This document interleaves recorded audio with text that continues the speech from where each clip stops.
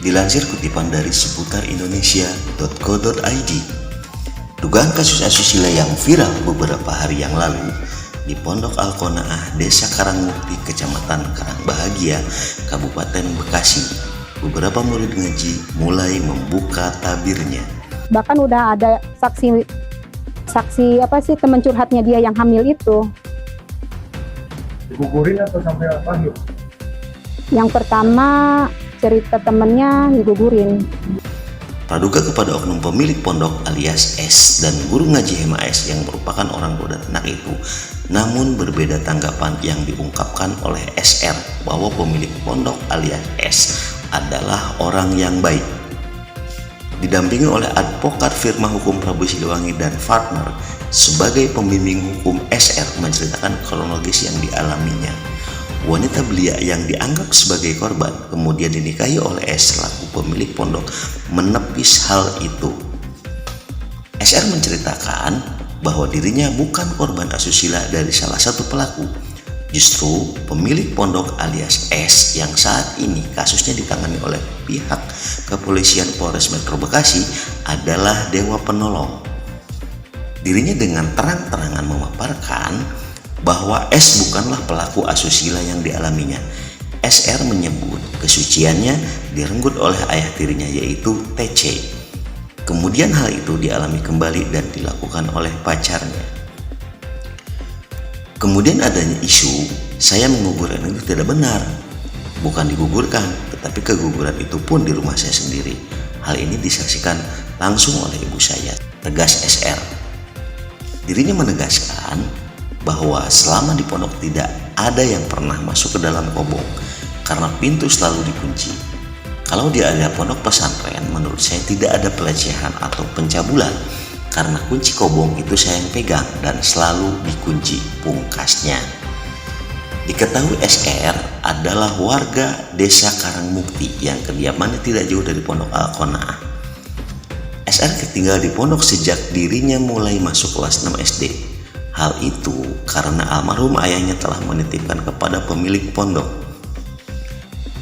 Di tempat yang sama, Ibu Iro selaku ibu SR mengatakan bahwa anaknya tidak bersangkutan dengan 3 pelapor lainnya karena SR tidak pernah mengalami hal seperti yang diberitakan di media massa.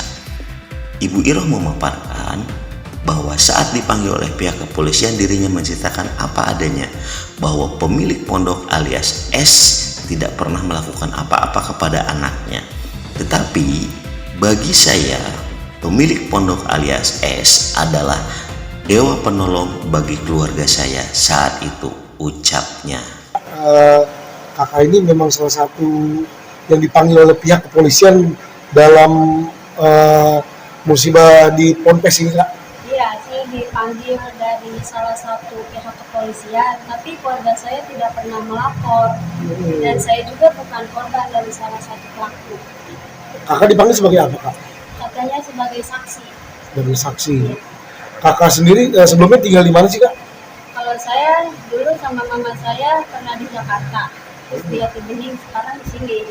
Diisuin kakak ini jadi korban nih, Kak. Bisa dijelasin nggak, Kak? Awal pertamanya kakak itu bisa disuruh jadi korban? Kan katanya saya jadi korban salah satu pelaku nih, padahal kan saya tidak pernah menjadi korban. Kalau cerita dari awal sih, saya kan yang merenggut kesucian saya itu ayah tiri saya. Dan saya pas mama saya nikah sama ayah tiri saya sebelum mondok di sini. Jadi saya tuh sudah 3 perawan tuh sebelum mondok. Dan saya setelah mondok berpacaran dengan yang namanya Sahid. Pas saya mau kelas 1 SMP mau naik. Dan di situ saya disuruh main ke rumahnya. Dan diancamlah saya di situ, disuruh berhubungan, dipaksa. Saya tidak bisa berbuat apa-apa. Dan pas pertama kali berhubungan ternyata dia diam-diam merekam suara hubungan. Jadi itu bahan ancaman buat saya. Jadi sampai 4 kali saya selalu diancam untuk berhubungan sama dia. Dan setelah putus saya berpacaran lagi dengan yang namanya Wahyu. Ternyata rekaman suara itu dikasih ke si Wahyu sama si Sahid dan menjadi ancaman buat dia juga. Itulah awalnya. Jadi saya tidak ada korban. Sahid sama Wahyu sendiri orang mana Kak? Kalau Sahid orang Desa Karang Satu, kalau Wahyu kalau nggak salah Karawang, orang Karawang. Kalau hubungannya sama pemilik pesantren ini seperti apa sih, Kak? Kalau hubungan saya sama pemilik pesantren kan emang dari dulu saya kenal, karena kan almarhum bapak saya juga menitipkan kepada pemilik pesantren. Dan setelah saya ternyata berhubungan dengan yang bernama Wahyu kan, saya sampai hamil sama dia. Dan saya meminta pertanggungjawaban kan ke dia. Ternyata dia tidak mau tanggung jawab. Jadi saya ceritalah ke pemilik pesantren bahwa saya hamil. Dan kata pemilik pesantren, ayolah kita ke Banten dulu, kita cari solusinya.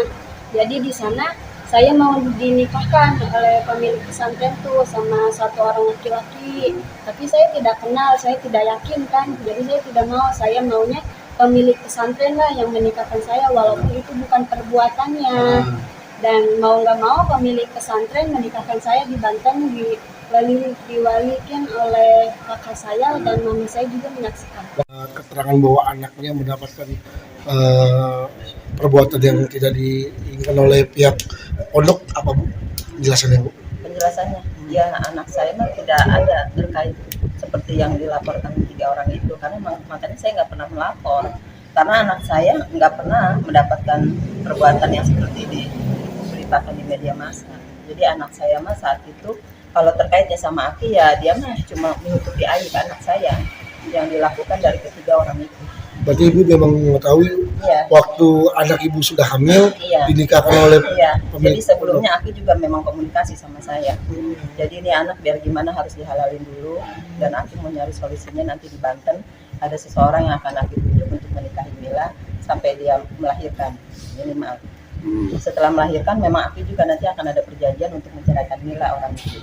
Ibu sendiri kemarin dapat panggilan nggak Bu dari pihak polisian? Iya, dapat panggilan sama Mila juga. Sama jelaskan hal seperti itu nggak Bu? Ya memang saya karena dimintai kesaksian ya saya berikan kesaksian.